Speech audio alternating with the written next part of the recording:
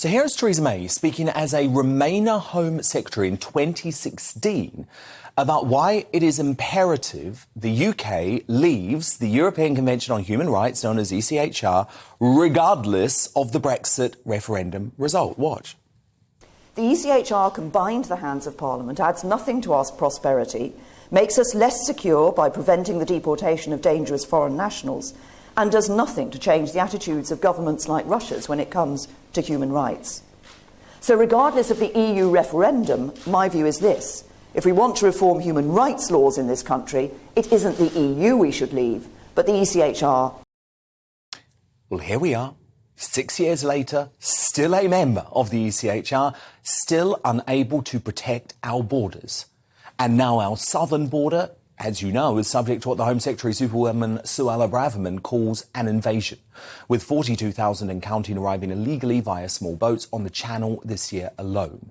With the disgusting people smuggling gangs emboldened by our light touch approach, by next year we could be into the six figures.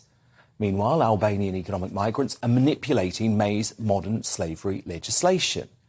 This isn't what any of us voted for when we left the EU. That decision was about taking back control. I believe Braverman is the only senior government minister who knows much of this discussion is futile until we're out of the ECHR and able to implement sensible and humane plans like the Rwanda scheme or another offshore processing location, which is held up because of lefty lawyers. Seen firsthand that we can't fix the problem of illegal migration because of human rights claims and because of an interventionist, politicised foreign court in Strasbourg, which is intervening to thwart our domestic policies, as we saw last month on the Rwanda flight. And I'm afraid the only solution to this problem, and if we want to be honest with the British people, on delivering on Brexit, on taking back control over our borders, is that we do now need to leave the European Convention on Human Rights. I've pledged that, and I challenge all my fellow candidates to make that similar pledge. None of them have. Instead, we have Rishi Sunak talking a good talk, but putting his faith in his new BFF, fellow globalist Emmanuel Macron, which I have to be honest makes me want to scream. The new £64 million deal with France won't even enable illegal migrants to be deported back there.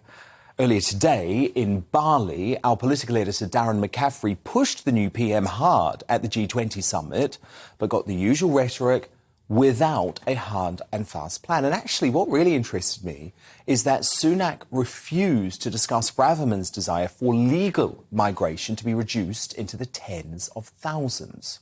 The deal with the French this week is the first in a series of things it will need to do, but people should rest assured that this is a huge priority for me. It's taking up rightly a good chunk of my time because I want to grip it, and I'm going to do whatever it takes to fix this problem. The Home Secretary thinks it should be done to tens of thousands. Your Home Secretary thinks it should be done to tens of thousands. Do you think it should be done? Legal migration? The government's policy and my policy is that we will want to reduce net migration over time, but I don't want to... 250,000 at the moment? Well, I'm not going to put an arbitrary number on it because I want to be honest with people, and I think right now our number one challenge is getting a grip of the number of illegal migrants coming, and that's the thing I want to focus on first. I think that's what...